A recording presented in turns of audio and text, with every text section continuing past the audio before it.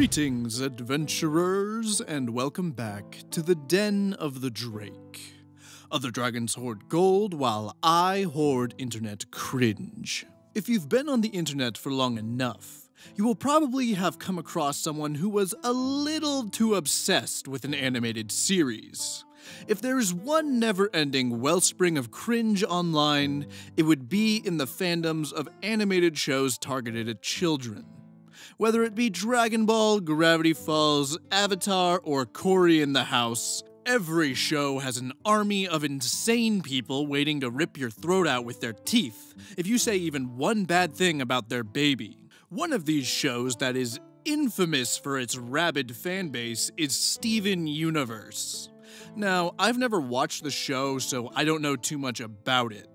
All I know is that it uses that incredibly overused CalArt style, and it's about a group of superpowered female characters, whose identity is defined by a unique insignia somewhere on their bodies, and that they solve all of their problems by winning over all the bad guys with the power of friendship or something. I don't know about all of you, but to me that sounds like My Little Pony, but with lesbians instead of horses. Today's story revolves around a Steven Universe fan so obsessed that they couldn't even take a break for a single night to play a game of Dungeons & Dragons. Now, without any further delay, let's go ahead and dive right into the horrifying world of r/RPG-Horror-Stories. Enjoy. This story is titled, Player Tries to Turn D&D Campaign into Steven Universe. This story takes place in the Dark Ages, long before humanity knew fire, 2017, and we had just started using Discord for D&D, because we found out that it now has video call. I was running a campaign for 2 of my friends, and a third person who was a friend of my friend. The party was 4. Friend 1, Boblin, the Goblin Rogue. He once read this name somewhere on the internet, and found it hilarious. He keeps using it ever since. Friend 2, Hex, the human shadow sorcerer/paladin, who was really fond of children, and by the end of the campaign she had adopted 2 street orphans. Friend of Friend 2, Karen, not the actual name, the half-orc Genasi ASMR hybrid fighter/manager. Her father was a half-orc, half-elf, her mother was a half-Genasi, half-ASMR. Karen, I don't know who you are, but I hate you. And my DMPC Val, the Warforged Bard. Basically imagine a Warhammer Necron with a bunch of trumpets for the doot-doot fun times.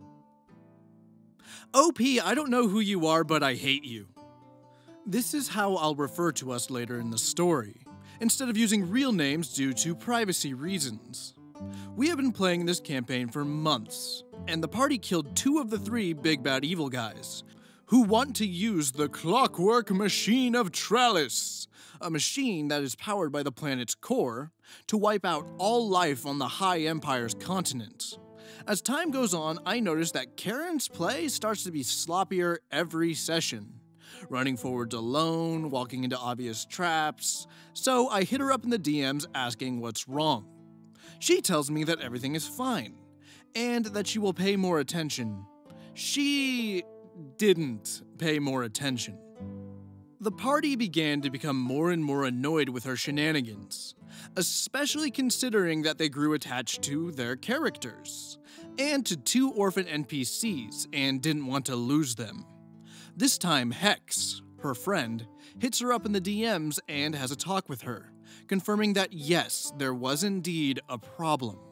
She told me that Karen had tried to kill her character off for a long time, because she had this awesome idea for a new one. When I asked Hex why didn't Karen just tell me so in the first place, she said that Karen thought that I'd, and I quote, lose my shit and single her out if she killed her character off midway through the campaign, which just wasn't true. She already switched her characters 3 times through the game, and honestly, I couldn't have cared less. It's her character, she can do whatever she wants to do with them.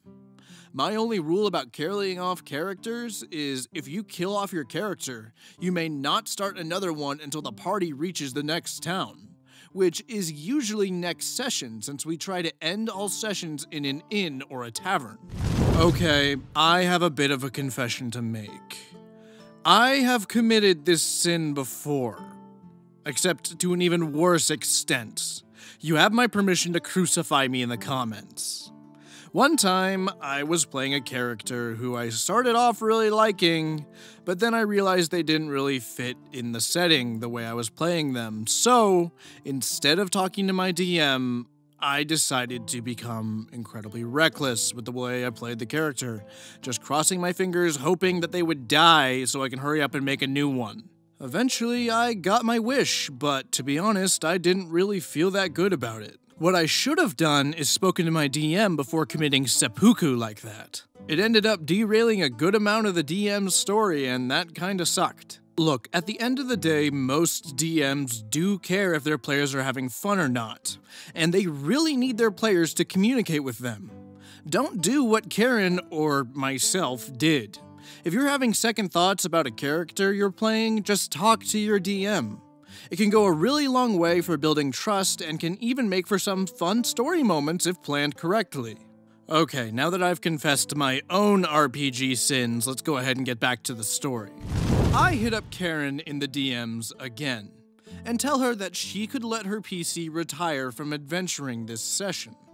Now, I'm willing to derail the campaign, to let her do a heroic deed so her goddess lifts her curse and she won't be forced to wander anymore. Letting her finally retire, and next session, she can roll a new character up. She didn't like the idea and told me that we should just kill her off instead. Okay, I guess we're doing that then. She asked me if it's okay to homebrew a race. I said sure, but she wasn't allowed to change the world's overall lore to fit into the character's backstory, and the race she makes should fit into the setting. For example, no, you may not homebrew a Lovecraftian Old One, Bionicles, or any race from Star Wars or anything from My Little Pony. Things you'd normally meet only in a furry convention, also automatically out. Just no.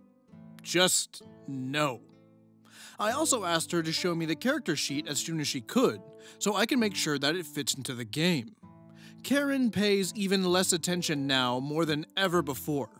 And during the whole game, she's busy just doing something else. During this session, the party encounters the third big bad evil guy the first time. The fight ensues, and he ends up killing Karen's character. After the session, she told me that she has a sheet ready, because apparently this is what she had been busy with. Enter Rose Quartz, a fighter of the Crystal Gems, who are basically a crystalline race. Sure, why not? We have a Warforged in the game, so lithoid creatures probably aren't that much of a stretch. When describing her appearance, she claims her to look like a thick black woman in a wedding gown-esque dress. By now, I know that this character from the cartoon isn't black, but back then I didn't. Frankly, I didn't even know about this cartoon. The player's backstory is that it's from a different continent, and it wants to go back there. But Big Bad Evil Guy has the teleport device, so it joined us. Her racials are basically +3 to all stats. No need for food or oxygen, heat and cold resistance, oh my god!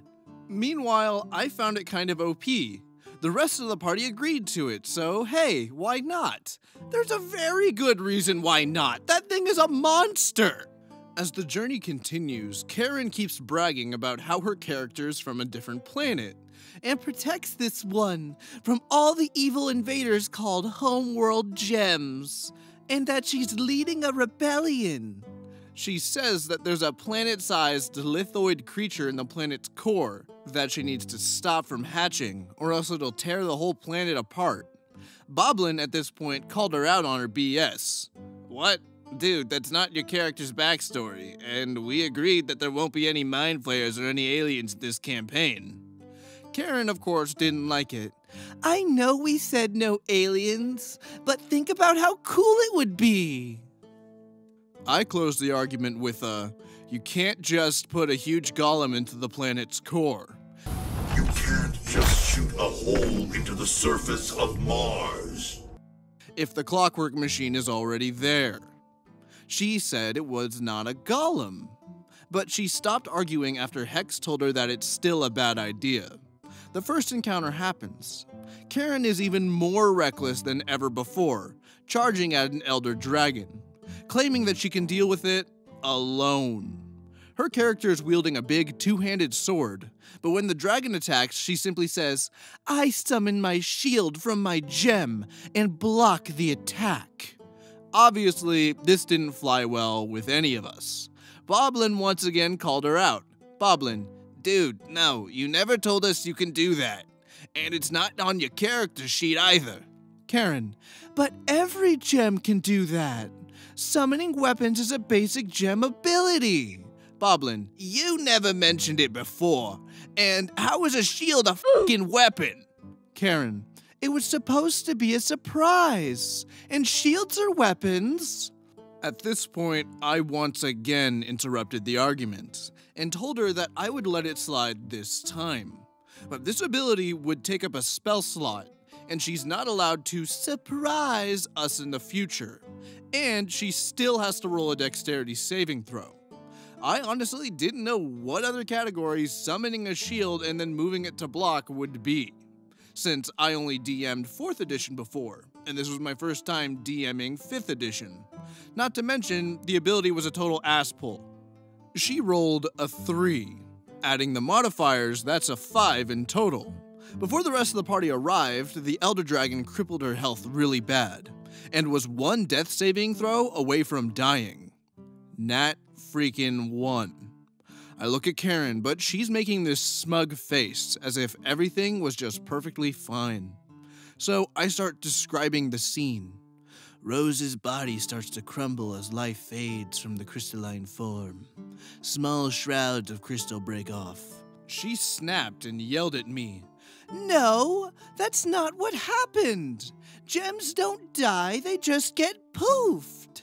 And Rose's body is made out of light, not crystal. She only dies if her gem is cracked." At this point, I had had enough of her ass pulls and just said, "Okay then." The last attack broke her gem. She was visibly angry, and I am 99% sure she would have jumped at me if we were in the same room. She went on a huge rant about how I'm targeting her, and I don't let her play the character the way she wants it. Karen, if the DM lets you play the character the way you wanted to, you would be an immortal being made of light who could 1v1 a dragon.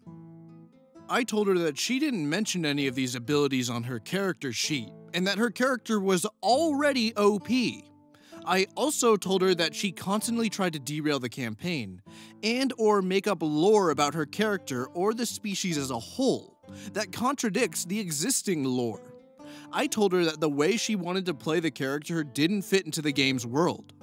She told me how I approved of the character, to which I answered, I approved of what's on your character sheet, but none of this was on it. We also agreed on homebrewing rules, both of which you broke. This argument went back and forth for about 10 minutes, but then she started crying.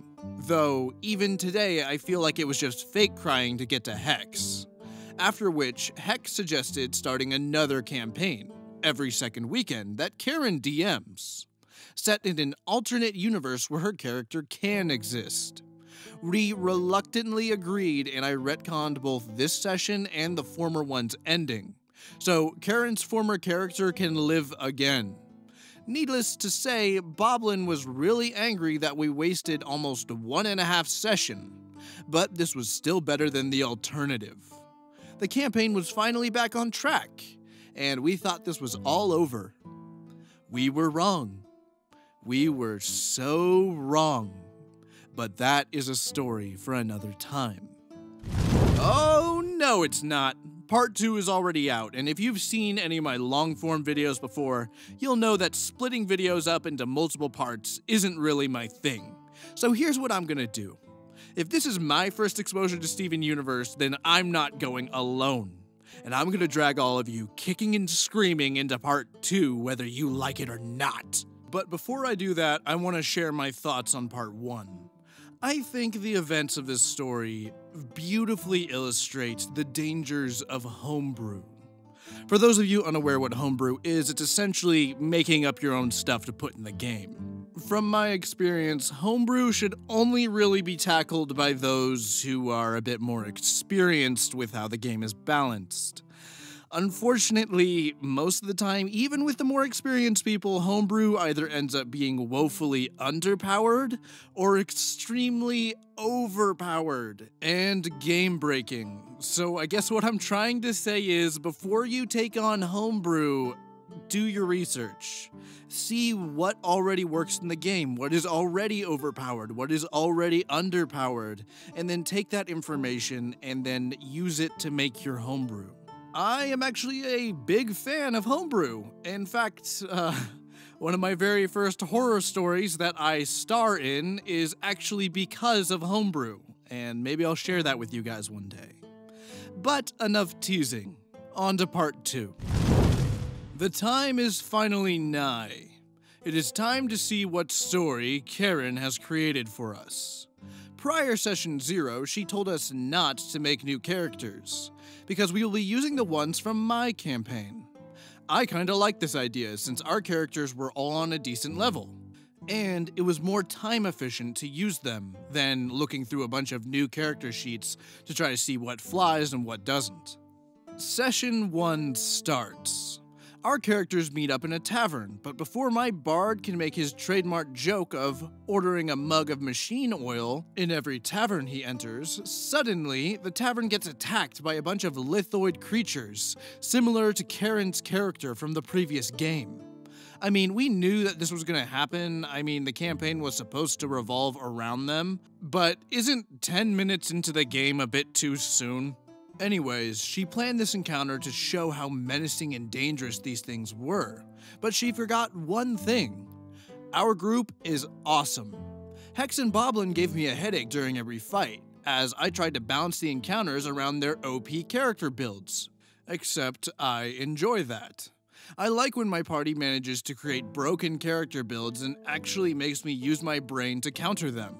I still remember the day when Hex created a Shadow Blade using Assassin that could deal more than 1,000 damage in round... What? Okay, I'm not having that hard of a time believing that you approved Karen's character now, when you let a character be strong enough to one-shot the Tarrasque. But this was Karen's time to DM, and she had yet to learn what a Shadow Sorcedin is. Level 7 Shadow Blade with Divine Smite and Booming Blade, do the math. Long story short, Hex and Boblin crippled Karen's supposed-to-be dangerous army without me doing anything. I just used my turns to aggressively doot in the background. As the battle commenced, Karen grew more and more flustered, but couldn't do anything, considering how the dice rolling bot didn't let you fudge rolls. We defeated every single one of them. Karen argued that since we didn't know that their gem was their only weakness we have, we would assume that they got killed when they got poofed. But Boblin was having none of it. Hell no, if they disappeared and left gemstones behind, my characters would at best assume that they are a trap, and cursed at worst. There is no way I wouldn't break those things as soon as I can. Since Hex and I both sided with Boblin on this one, Karen got angry at us and said, "You all hear a rumbling and suddenly see a gigantic gem approaching you. Roll for initiative." Turns out this gigantic gem had, I kid you not, 20k HP and did 4d20 damage with every attack. This is what happens when you break Karen's railroad. She proceeded to explain how the giant gem kills all of us and the orphan child Hex was protecting. She immediately retconned this decision, however, when Hex got rightfully upset, and Boblin said if his character dies, he quits. Seeing the gigantic homeworld gem, both of you, along with the orphan, faint from fear. When I asked, what about my Warforged, since he can't faint, he is a machine, she simply answered, "Oh, I know, he got crushed into pieces, and his pieces got collected along with the rest of the team." I asked if I still have to roll a new character, but she said she had something else in mind. Oh no, you all get new characters. Your current ones are in captivity, and you will have to use new ones to free them. Finally, the plot was moving. Not as planned, but it was moving anyways. Enter Garnet, Amethyst, and Pearl, the good guys. She gave us the character sheets and described the characters. Boblin got Amethyst, the fun-loving goofball of the team who loves good fights. Hex got Garnet, who Karen only described as the square mom. Yeah, that's all. Don't get me wrong, Hex is a nurturing personality ever since she was a child. But reducing her character's personality to square mom is insulting at best and a slap in the face at worst. I got Pearl, who she described as a perfectionist with low self-esteem. Really dependent on others. She's manipulative, selfish, and has an inferiority complex.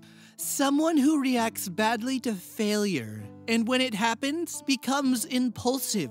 I asked if there was a specific reason why she chose for us each to have the characters we play. Even though I like to play goofballs more and Boblin loves to play characters that are total jerks, she answered, "You see, Amethyst and Garnet are blackish-coated in appearance, and Pearl looks white. So I can't let you play either of them since you probably have no idea how to portray a black character." You know, I'm gonna go ahead and interrupt the story here real quick, just to let you all know I actually agree with Karen. She makes some very good points, like for instance, let's take a look at Amethyst here, a starring member of the Crystal Gems. When we look at her voice actor, we see that... Oh no. Oh no. Okay, fine, that one was a fluke. Let's go ahead and look at Kratos. Kratos is a wonderful example of our culture's love for Greek mythology, and Kratos' Grecian roots would never be disrespected by... Oh no. Okay, last one. This one, Samurai Jack. Samurai Jack is a love letter to Japanese culture, and Jack... Oh no. Karen, how could you lie to us? Tumblr and all the people on Twitter never told me that it was possible for a character to be both respectfully and effectively played by a person of a different race. This is horrible. I need a moment to process this. I think at this point, I gotta mention that Karen and Hex are black women. Boblin is a black man and Hex's brother. Me being the only white guy on the team. Yeah, I know. She race-changed Rose before, but considering none of us knew the cartoon back then, none of us could actually bring this up as an argument.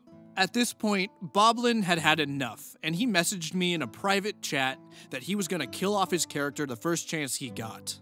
I told him that I knew it didn't go as planned, and I too thought about leaving, but I'm not gonna let Hex suffer this alone. If he wants to leave, he should, instead of trying to make Karen angry. But he was having none of it. He was fed up and he wanted to make a point. We finally all had the chance to take a closer look at our character sheets. Apparently, Hex's character could manifest 2 metal boxing gloves as weapons. She didn't need food or oxygen, could see into the future, could sense structural integrity, had heat resistance, photokinesis, weapon size augmentation, had energy resistance, and electrokinesis. Boblin's character didn't need food or oxygen either, had the same resistances as Hex, could shapeshift, could do a spinning dash attack, could slice with its hair, and has a fast regeneration, though when used, the form might become unstable. My character didn't have any unique abilities, but had the resistances, and didn't need food or oxygen either. When I voiced my thoughts about this, Karen told me that that's the reason why my character has her problems. Like the inferiority complex I mentioned before. Okay, that's understandable. She gave us some lore on the species, and about the world she built overall. Then the game continues. She describes how we arrived too late, and the former monstrosity is gone. But we found a bunch of shattered gems on the ground and that we were shocked. I say, "What could have happened here, brothers?" This made Karen snap. "That's not something that Pearl would say. And don't you ever say brothers again. All gems are a she. Although we always referred to every single one of them as an it before, and she was never bothered by it, I wanted to object, because even I started to get annoyed. We were sitting here almost 1.5 hours in, and we barely did anything. But Boblin was furious about this and spoke first. Apparently, no campaign-ruining revenge is worth one's sanity. Boblin: dude, you told us they were genderless. Why the f*** do you care? Karen: because they all look like women and refer to themselves as she. Boblin: says who? This is all bull. You said they reproduce asexually with machines, so if they are genderless, they shouldn't have the concept of man and woman in the first place, and they shouldn't care even if they do. Karen: they aren't asexual, they're all lesbians. The next thing we saw was Boblin leaving the call and the server completely. At this point, I spoke up too. I told Karen that I tried to give the campaign a chance, despite not really wanting to, because I felt like she deserved a chance. I also told her that the lore and the world building has a lot of contradictions, like the one Boblin pointed out earlier. I told her that we can't play in the game if she doesn't even let us roleplay the characters she made us play, because in her imagination they act differently than how we roleplay them. I told her that continuing this would be pointless, especially considering Boblin left and there's no chance that he'll ever come back. I also told her that the only reason I didn't say anything before is that I know that this was her first time DMing. Karen didn't even answer anything I said. She just started yelling slurs, curses, and profanities at me until Hex stepped in. She told her that this whole session made her feel really uncomfortable. And she didn't even feel like she had been playing a game, but instead felt like she had been dragged alongside on a trip. She told her that she too felt like the game was doomed ever since she got her original character taken. She also said that she wanted to give Karen a chance to express herself, but she misused our trust. Karen, after hearing this, just kicked both of us out of the server and went offline. Karen didn't come online for 2 weeks, and Hex told me that she is avoiding her in real life too. 2 weeks passed, and Karen didn't show up to any of our sessions. But on the 3rd week, she did log in, only to copy-paste a huge text wall onto our Discord server. She described how we let the world be destroyed, how our characters got tortured to death, except mine, who gets reassembled every time he dies, so he can be tortured more. After pasting this text, she left the server and blocked us all. TLDR, Karen's Steven Universe campaign ended before it could have even begun. End of story. Okay, so there are 2 things that I really want to address. First things first, OP isn't exactly blameless here. They established themselves that they're the kind of DM who lets their players do 1,000 points of damage in a round. So no wonder Karen thought it was okay to bring forward a character with +3 to every stat. However, Karen is absolutely a problem player. Like, my god, she's a bit of a handful. But this entire thing could have been avoided with 1 sentence. You ready for it? Hey guys, I want to run a Steven Universe themed campaign. Are you interested? There.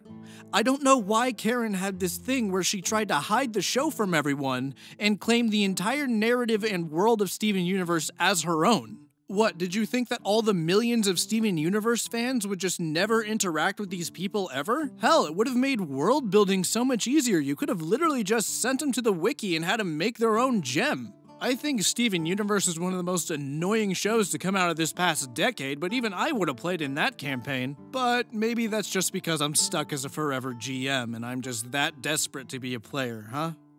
And with that, we're gonna go ahead and end the video. I would like to thank you all for listening, and I hope to see you next time in the Den of the Drake.